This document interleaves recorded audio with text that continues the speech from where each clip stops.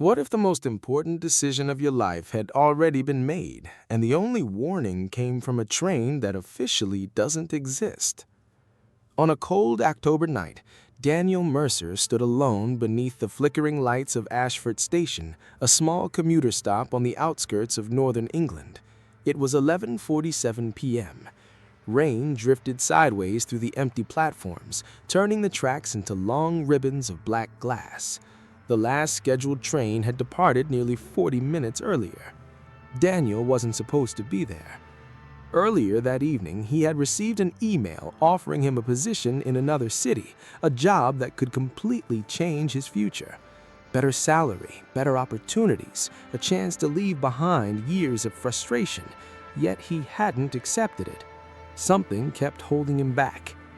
As he stared at the tracks, wrestling with the decision, a strange vibration traveled through the platform floor. At first, he assumed it was thunder. Then came the sound. A distant whistle. Long, low, unfamiliar. Daniel frowned. No trains were scheduled at this hour. The station display remained blank. No arrivals, no departures, nothing. The whistle came again, closer this time. A pale light emerged from the darkness beyond the bend. Slowly, a train appeared. Its metal exterior looked decades old, covered in rain and shadow. The windows glowed with a warm amber light that felt strangely out of place against the cold night. There was no company logo, no destination sign, no identification number. The train rolled silently to a stop. Every door remained closed. Every curtain was drawn. And yet, Daniel felt something impossible. The sensation that someone inside was watching him. A gust of wind swept across the platform. One curtain shifted, just enough for Daniel to glimpse a passenger. The man sitting inside looked exactly like him. Same face, same age, same scar above the eyebrow. But the stranger wore a suit Daniel had never owned and carried an expression he had never seen on his own face, an expression of certainty. The figure slowly raised a hand and pressed a folded piece of paper against the window. Then the train doors unlocked with a metallic click. And as Daniel stepped closer, he realized the paper wasn't a message. It was a photograph. A photograph he would visit 3 months later, on the day everything in his life would change. Daniel didn't board the train, at least not immediately. His eyes remained fixed on the photograph pressed against the glass. Rainwater slid down the window, distorting the image for a moment before revealing it again.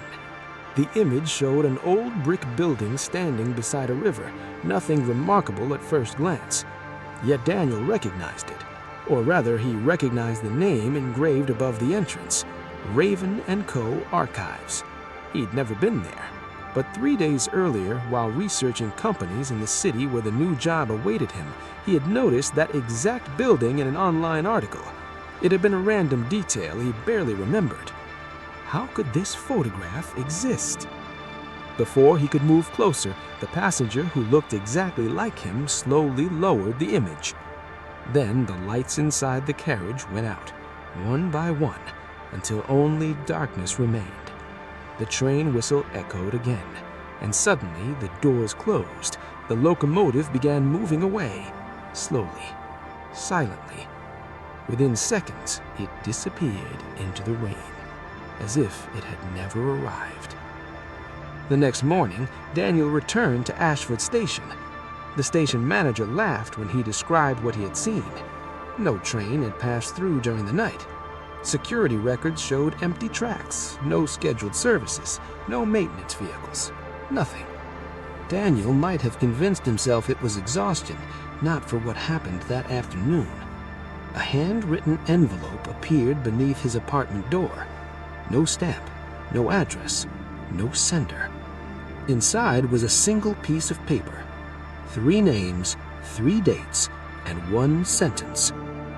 They saw the train too. Curiosity quickly became obsession. Daniel spent days searching. The first name belonged to a teacher from Manchester, The second belonged to a nurse from Leeds. The third belonged to an accountant from York. 3 strangers, no connection, different ages, different backgrounds, yet all 3 had something disturbing in common. Each had reported seeing an unidentified train shortly after a life-altering event. The teacher abandoned his career and later became a best-selling author.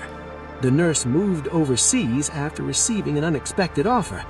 The accountant vanished completely 6 weeks after his sighting. No trace, no explanation, no body. Daniel eventually tracked down the teacher, now living in a quiet coastal town. The man listened carefully. Then his expression changed. Not surprise, recognition. "You saw it too," he whispered. Daniel felt a chill. The teacher nodded slowly. "I thought I was the last one." Then he opened an old wooden drawer and removed a faded photograph. The same train, the same amber windows, the same impossible darkness surrounding it. But that wasn't what made Daniel's blood run cold. Standing beside the train in the picture was a crowd of passengers, and among them, visible near one of the doors, was Daniel himself, wearing the same suit he had seen on his double inside the carriage. For several seconds, Daniel couldn't speak. The photograph trembled in his hands. The image was old, very old. The corners were faded and tiny cracks crossed the surface like spider webs, yet there was no mistake. The man standing beside the train was him. Not someone similar, not a relative. Him.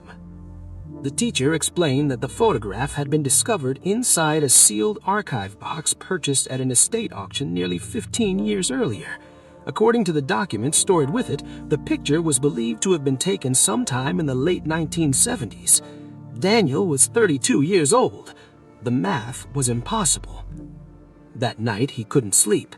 Instead, he scanned the photograph at high resolution and began studying every detail. At first, he noticed nothing unusual. Then he zoomed in. The passengers. There were 14 of them, men and women of different ages. Some appeared nervous, others calm. A few seemed almost relieved. But one detail stood out. Every passenger was staring directly at the camera, except one, a woman standing near the rear carriage. She wasn't looking at the photographer. She was looking at Daniel. Even more disturbing, she seemed frightened, as though she were trying to warn him. The following morning, Daniel searched the faces using public records, social media archives, newspaper databases, and genealogy websites. Hours turned into days. The results were unsettling. 7 of the 14 passengers could be identified. Every one of them had experienced a dramatic life change shortly after the estimated date of the photograph. New careers, unexpected fortunes, disappearances, sudden relocations, entire lives rewritten. Yet something else connected them. 4 of those 7 were now dead. 2 had vanished, and the only living person Daniel managed to contact ended the phone call the moment he mentioned the train. Before hanging up, the elderly man whispered 6 words. "Don't look for the conductor." Then the line went dead. 3 days later, Daniel traveled to the building shown in the mysterious photograph, Raven & Co. Archives. The structure sat beside a gray river under heavy clouds. It looked forgotten, squeezed between modern office towers like a relic from another era. Inside, thousands of records filled endless shelves. Most revealed nothing. Until Daniel requested transportation documents from the late 20th century. An elderly archivist reluctantly brought out a thin folder. Inside was a report describing an accident. A train had disappeared during a night journey decades ago. No wreckage ever found, no bodies covered. Officially, the event was classified as a record-keeping error. Case closed. But attached to the final page was a handwritten note that had never entered the official investigation. A single sentence. Witnesses claim the train continues operating. Daniel's pulse accelerated. Then he turned the page and discovered a passenger manifest. 14 names, the exact 14 faces from the photograph, except there was one additional entry, listed at the very bottom, passenger 15. The space where the name should have been wasn't blank. Someone had written it by hand recently. The ink was still dark. The name read, Daniel Mercer. Daniel left the archive building with the passenger manifest folded tightly inside his jacket. The rain had returned, heavy, relentless, the kind of rain that erased details and turned distant figures into shadows. For the first time since seeing the train, fear began to overpower curiosity. Someone had recently written his name onto a document connected to an impossible railway incident. Someone knew he was coming. That night, while reviewing his notes inside his apartment, an email arrived from an unknown address. No subject, no text, only an attachment, a video file. The timestamp showed it had been recorded 31 years earlier. Daniel hesitated before opening it. The footage was grainy, captured by an old handheld camera. A group of teenagers stood near an abandoned section of railway, laughing, joking, filming each other. Then the camera suddenly shifted toward the tracks. A whistle echoed through the darkness. The laughter stopped. The image became unstable. And slowly, emerging from the night, appeared the same train. The amber windows, the aging metal, the impossible silence. The teenagers began shouting. Some ran, others remained frozen. Then the recording captured something nobody was meant to see. A man stepped out of the front carriage. The conductor. His uniform appeared decades out of date. His face was partially hidden beneath the shadow of his cap. Yet one feature remained visible. His eyes. They reflected the station lights with an unnatural brightness. The camera operator whispered something. Then the recording abruptly ended. Daniel replayed the final seconds again and again. On the fourth viewing, he noticed a detail. The cameraman had zoomed in just before the recording stopped. A small metallic badge attached to the conductor's coat. The image was blurry, but not unreadable. 3 words had been engraved on it. Final Destination Division. The next day, Daniel received another message. This time it came from a private number. A single address. No explanation. The location led to a remote farmhouse nearly 2 hours away. There he met an elderly woman named Eleanor. The moment she saw the passenger manifest, the color drained from her face. "I knew this would happen again," she said. Eleanor revealed that her husband had seen the train 40 years earlier. He boarded it and returned. According to her, only a handful of people ever came back. Daniel leaned forward. "What did he tell you?" For several moments she remained silent. Then she opened a locked wooden box. Inside was a notebook filled with handwritten pages. Her husband's account, the testimony of a survivor. Daniel began reading. Most entries described passengers receiving visions of future possibilities. Different lives, different outcomes, different versions of themselves. But one page had been underlined repeatedly, as if it carried special importance. It contained a warning, a rule, the only rule written in capital letters. If the conductor speaks your name before you choose a door, do not answer. Daniel's breathing slowed. He looked up. Why? Eleanor stared toward the window, toward the rain, toward something only she seemed able to remember. And with a trembling voice she replied, "Because my husband answered. And the man who came back was never completely him again." For days, Eleanor's warning refused to leave Daniel's mind. The man who came back was never completely him again. The sentence echoed through every waking hour, yet the deeper he investigated, the more impossible it became to stop. By now, the train had consumed his life. His job offer remained unanswered. His friends complained that he had disappeared. His apartment walls were covered with photographs, maps, railway records, witness statements, and timelines connected to sightings spanning more than 60 years. And one pattern appeared again and again. Every sighting occurred shortly before a major turning point. A marriage, a career change, a relocation, a disappearance, a death narrowly avoided. The train never appeared randomly. It arrived when a person's future stood at a crossroads. Then, exactly 12 weeks after his first encounter, Daniel received the final sign. At 11:32 p.m., his phone vibrated. No caller ID, no number, no message, only a photograph. A live photograph, taken less than 1 minute earlier. Daniel stared at the screen. The image showed Ashford Station, Platform 3, rain falling across empty tracks, and standing beneath the station clock was Daniel himself. The picture had been taken from behind him. Someone had been watching. His pulse exploded. Within minutes, he was driving toward the station. The roads were deserted. The sky hung low beneath thick clouds. By the time he arrived, the station was empty. No passengers, no staff, no sounds except the rain. Then the old whistle echoed through the darkness, closer than ever before. The rails began vibrating. A pale light appeared beyond the curve. The train had returned. This time it didn't stop at the far end of the platform. It stopped directly in front of him. Every carriage door slid open simultaneously. Inside, Warm amber light spilled across the wet concrete. Daniel could see passengers sitting in silence. Some looked frightened, some looked hopeful, others appeared completely numb. Then he noticed something impossible. Among the passengers were people from the photograph. The same faces, the same clothing, exactly as they had appeared decades earlier. Not older, not younger, unchanged. As though time had frozen the moment they stepped aboard, a figure emerged from the front carriage. The conductor, the same outdated uniform, the same impossible eyes, the same metallic badge. Final destination division. Daniel remembered Eleanor's warning. Do not answer 8 speaks your name. The conductor stopped several feet away. Silence stretched across the platform. Then he smiled. Not warmly, not cruelly, as if he already knew the outcome. Daniel held his breath. The conductor slowed paced the small leather-bound ledger, opened it, ran one finger across a list of names, and finally looked up. The whistle screamed through the night. The station lights flickered, and the conductor spoke. Daniel Mercer. Daniel Mercer. The conductor's voice sounded strangely calm. Not loud, not threatening, yet it seemed to come from everywhere at once. Daniel felt every muscle in his body tense. Eleanor's warning echoed in his mind. Do not answer. No matter what happens, do not answer. The conductor waited. Seconds passed. Rain struck the platform roof like distant applause. Daniel remained silent. A faint smile appeared on the conductor's face. Then he stepped inside. Behind him, the open carriage revealed something impossible. Not seats, not passengers. Doors. Dozens of doors, stretching down an impossibly long corridor that could not fit inside the train.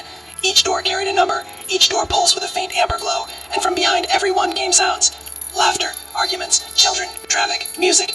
Entire lives hidden behind thin layers of wood and metal. A future behind every lure. The conductor finally spoke again. Most people believe change happens when they make a decision. His eyes locked onto Daniel. But the truth is simpler. The decision was already made. The train only shows you what follows. Daniel looked deeper into the corridor. As he approached, the sounds became clearer. Behind one door he heard applause and celebration. Behind another he heard cry. One carried the noise of an airport terminal. Another the silence of a hospital room. Then he saw the familiar number. Door 15. His number on the passenger manifest. The handle turned by itself. Slowly, the door opened. Inside stood the older version of himself he had first seen through the train windows. The same suit, the same certainty, the same face. Only now Daniel noticed something else. The older Daniel looked exhausted. Not happy, not successful. Exhausted, as though he had spent years carrying a burden nobody else could see. You finally made it, the older version said. What is this place? Daniel asked. The answer came immediately. A record.